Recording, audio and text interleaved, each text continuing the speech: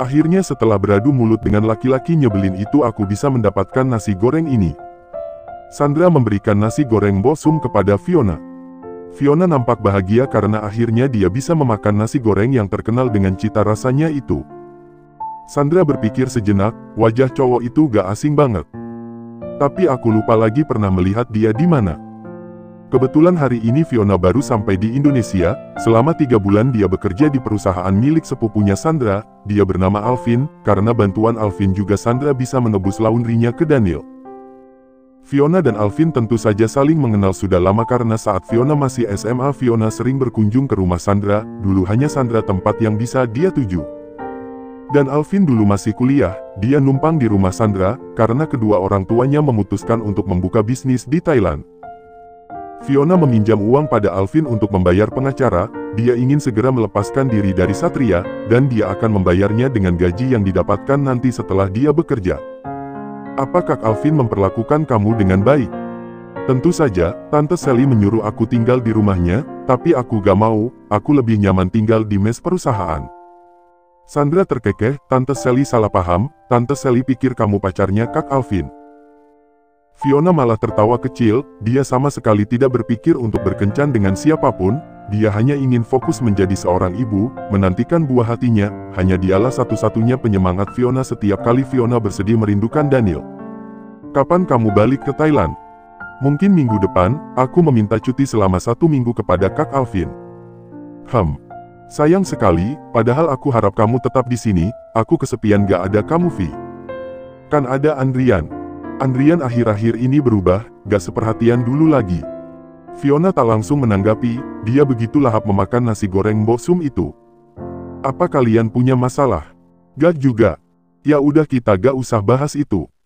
Aku ingin bahas masalah Daniel, aku sampai pusing karena dia terus mendesak aku untuk mengatakan keberadaan kamu. Kamu gak kasihan sama dia apa? Fiona terdiam sejenak, dia menghela nafas berat, gara-gara aku Om Ari kena imbasnya sampai Om Ari marah sama aku. Sebelum aku pergi ke Thailand, Pak Anderson menghancurkan bisnis omku, seolah dia memberikan peringatan sama aku untuk menjauhi Daniel. Ya ayahnya Daniel memang terkenal kejam. Karena itu hutang aku banyak sekali sama Kak Alvin, aku harus mengganti langsung modal bisnis Om Ari hari itu juga, belum lagi biaya pengacara. Aku takut jika Pak Anderson tahu aku hamil anak Daniel, dia akan menyuruh aku untuk menggugurkannya. Aku gak mau, karena dia satu-satunya yang aku miliki saat ini. Fiona tidak peduli ke depannya bagaimana, walaupun mungkin akan banyak cacian yang dia dapatkan karena hamil tanpa memiliki seorang suami. Mungkin saat ini banyak yang tidak tahu karena perutnya masih terlihat ramping. Apakah selama ini Fiona merindukan Daniel? Tentu saja, dia sangat merindukannya. Bahkan perasaan itu tak ada sedikit pun yang hilang dari lubuk hatinya. Dia masih sangat mencintai laki-laki itu. Bahkan hatinya masih selalu bergetar setiap kali mendengar nama itu. Aku rasa lebih baik kita tidak usah bahas Daniel lagi, bukannya dia dan Alexa sudah bertunangan. Memang iya, tapi aku tidak mengerti mengapa Daniel bisa menerima tunangan itu. Sampai satu grup sangat heboh gara-gara pertunangan mereka. Apalagi Alexa bilang dia dan Daniel akan segera menikah. Baguslah, mereka memang sangat cocok. Ada rasa ngilu di hati Fiona ketika mendengar perkataan Sandra, tapi sebelum dia meninggalkan Daniel, dia sudah mempersiapkan hati untuk kedepannya bagaimana. Dia sudah berbesar hati jika Daniel akan menikah dengan wanita manapun, karena memang itu keinginannya, agar Daniel bisa melupakannya. Oh iya, Mas Satria juga sering menanyakan kamu Vi. Aku dengar dia kesulitan mendapatkan pekerjaan bahkan gak mampu membayar cicilan rumah dan mobil juga. Aku hanya nyampein pesan dari dia, katanya jika suatu saat nanti aku ketemu kamu tolong sampaikan bahwa dia ingin sekali bertemu kamu. Pengadilan sudah memutuskan bahwa Miska dipenjara seumur hidup, apalagi sudah ada campur tangan Pak Anderson di dalamnya. Miska merasakan penderitaan yang tiada akhir, karena setiap hari dia sering mendapatkan penyiksaan oleh para tahanan lainnya. Cepat pijat kaki gue, bentak seorang wanita yang dianggap jeger di lapas itu. Tapi Miska pura-pura tak mendengarnya. Hei nenek tua, lu tuli ya? Atau mau gue bikin tuli hah? Miska emosi mendengarnya, kamu pikir aku kacung apa? Jangan belagu deh jadi orang. Sang jeger terpancing emosinya, dia yang dari tadi duduk dengan santai, dia segera berdiri dan menamparkan Miska dengan keras. Arregegegeh. Miska meringis. Memegang pipinya terasa perih. Cepat hajar wanita belagu ini. Perintah si Jeger itu kepada tahanan lainnya. Mereka menurut saja, menghajar Miska dengan keroyokan. 1 lawan 5, tentu saja Miska tidak bisa melawannya. Pagi ini Daniel berdiri di atas balkon, memandangi pemandangan di sekitar apartemen, berkali-kali dia menghembuskan nafasnya dengan pelan. Dia masih ingat di balkon sana Fiona mengungkapkan isi hatinya, Fiona bilang bahwa dia juga adalah cinta pertamanya. Daniel tersenyum miris, wanita kejam. Setelah membuat aku merasakan menjadi lelaki yang paling bahagia, dia pergi begitu saja tanpa alasan yang jelas. Rasanya dia seakan dibuat melayang setinggi langit, lalu dihempaskan ke dasar jurang. Rasanya sangat menyakitkan, lebih sakit dibandingkan yang dulu, padahal Daniel sudah memiliki rencana untuk segera membantu Fiona untuk bercerai dengan Satria dan menikahinya. Namun Fiona mematahkan semua impiannya. Dia telah pergi dan malah menyuruh Daniel untuk melupakan semuanya dan juga menyuruh Daniel untuk menikah dengan wanita lain. Seolah dia tidak ada artinya buat Fiona. Daniel merasakan tiba-tiba ada sepasang tangan melingkari perutnya, memeluk dirinya dari belakang.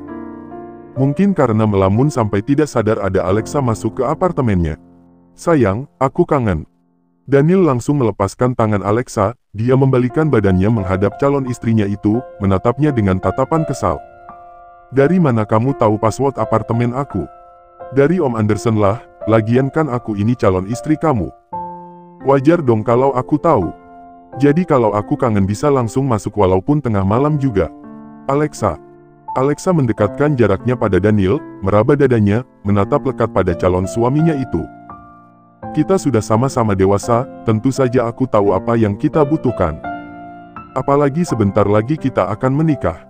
Alexa menjinjitkan kakinya untuk mencium bibir Daniel.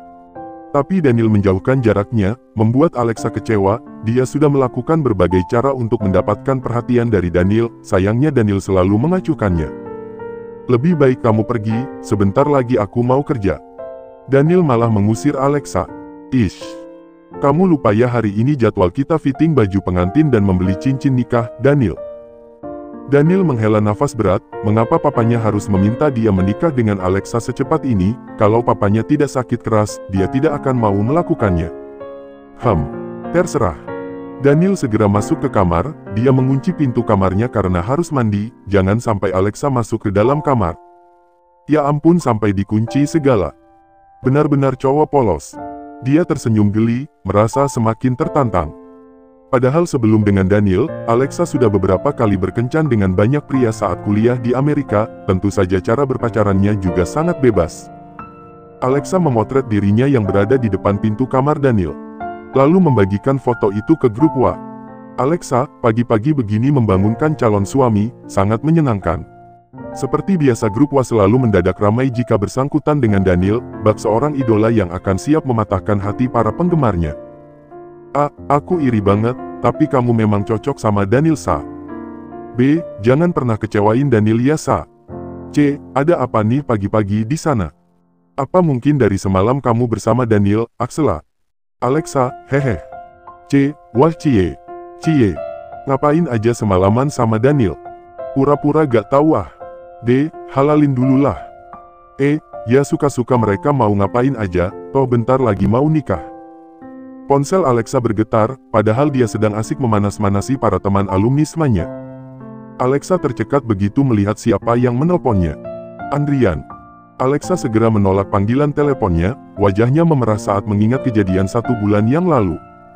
Di tempat lain, Fiona dan Sandra menikmati udara paginya di sebuah taman tak jauh dari rumah Sandra. Saat ini kedua orang tua Sandra sedang berada di Thailand, karena Sandra memang keturunan Indo-Thailand.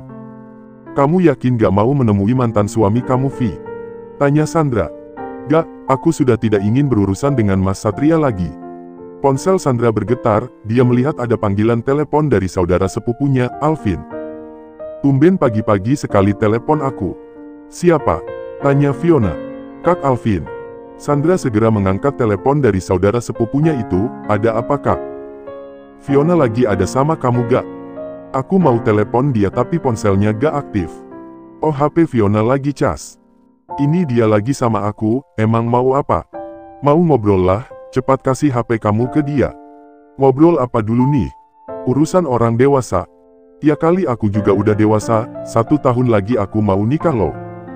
Alvin kadang menjadi saudara sepupu yang baik buat Sandra, tapi kadang menyebalkan juga. Sandra segera memberikan ponselnya pada Fiona.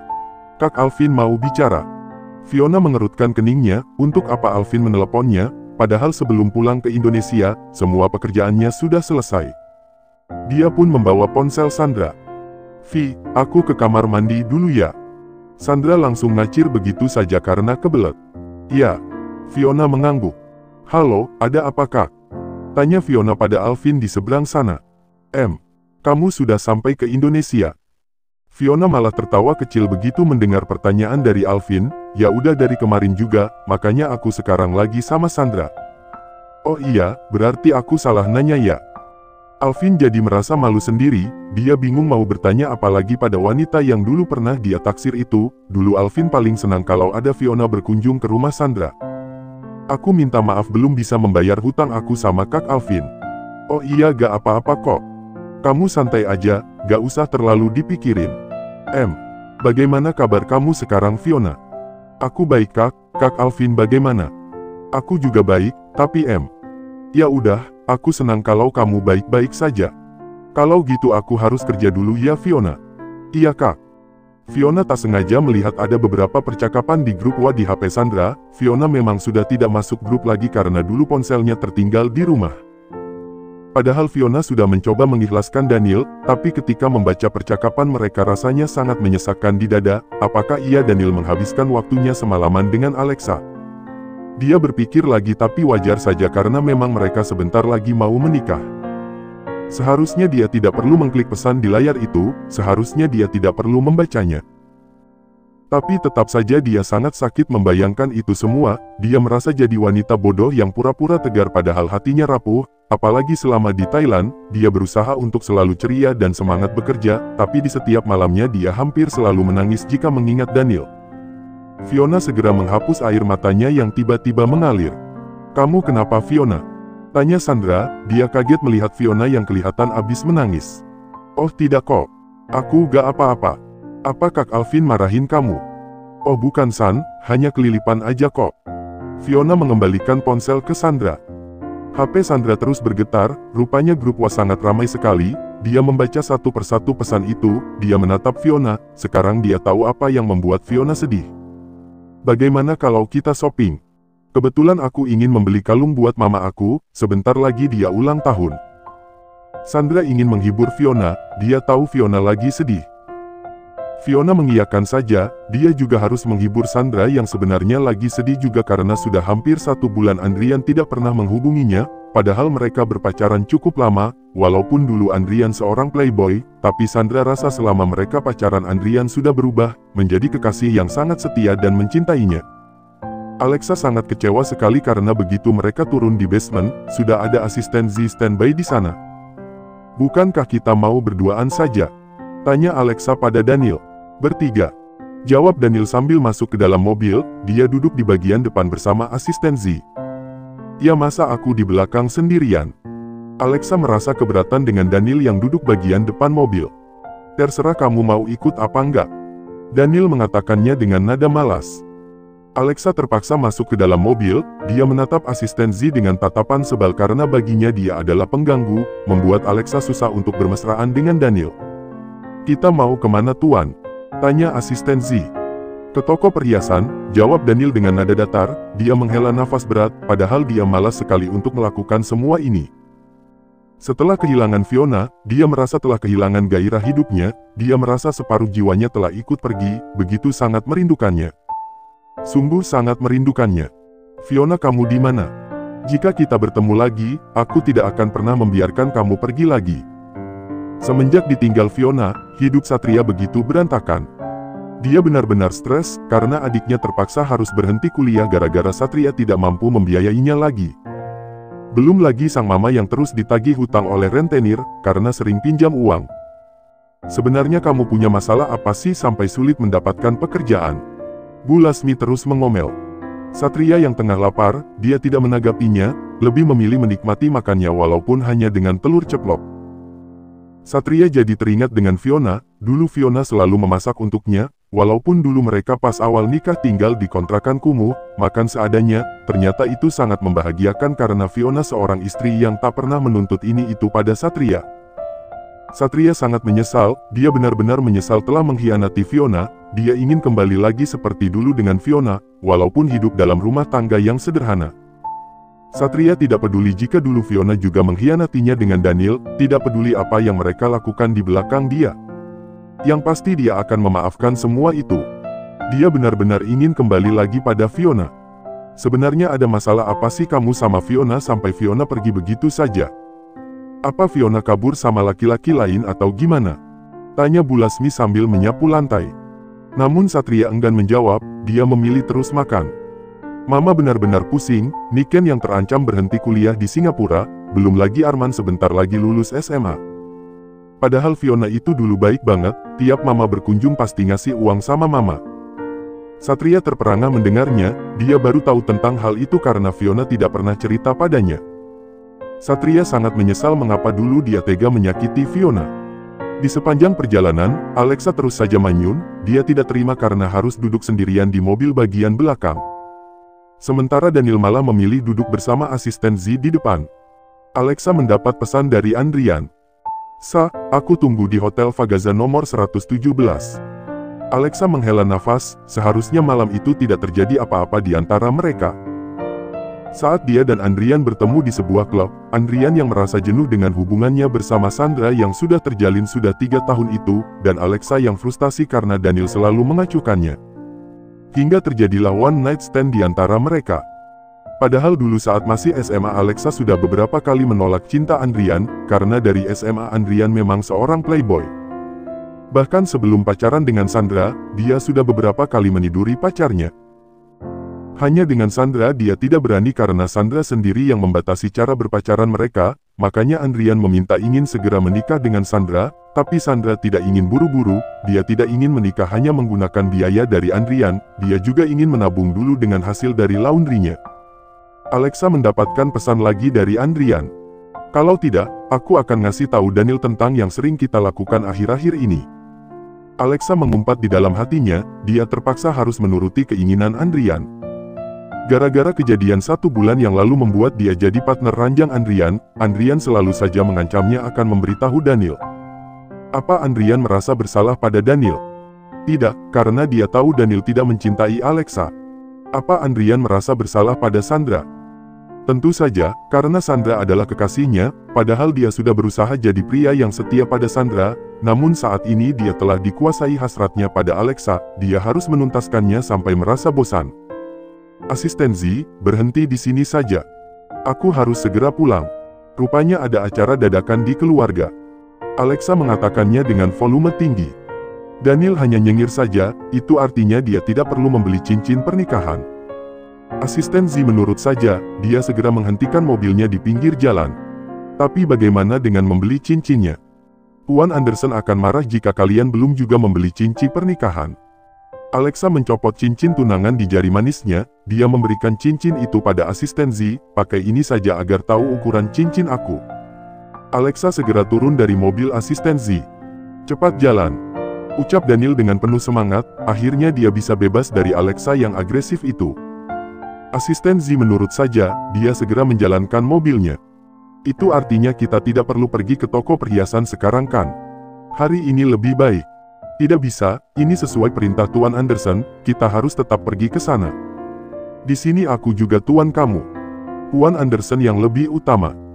Daniel hanya bisa menatap kesal pada sang asisten yang sifatnya kayak robot itu. Alexa telah sampai di depan kamar hotel yang dijanjikan, dengan malas dia segera mengetuk pintu kamar hotel, lalu Andrian segera membuka pintu dan menariknya ke dalam. Tanpa basa-basi dia langsung mencium bibir Alexa, selalu saja Alexa kalah, nyatanya dia sendiri pun ikut menikmati di setiap apa yang Andrian lakukan padanya. Tanpa menunggu basa-basi mereka segera melepaskan pakaian mereka. Andrian menghempaskan tubuh Alexa ke atas kasur yang empuk itu. Andrian tidak dapat mengendalikan dirinya karena dia sudah berpuasa lama sekali setelah berpacaran dengan Sandra. "Sampai kapan kita seperti ini?" tanya Alexa pada Andrian. "Sampai aku bosan, aku orangnya gampang bosan." "Andrian, Dia tidak tahu bahwa selama ini Andrian sering mengabadikan apa yang mereka lakukan dalam sebuah video dan foto untuk mengancam Alexa. Lebih dari 19 detik pastinya.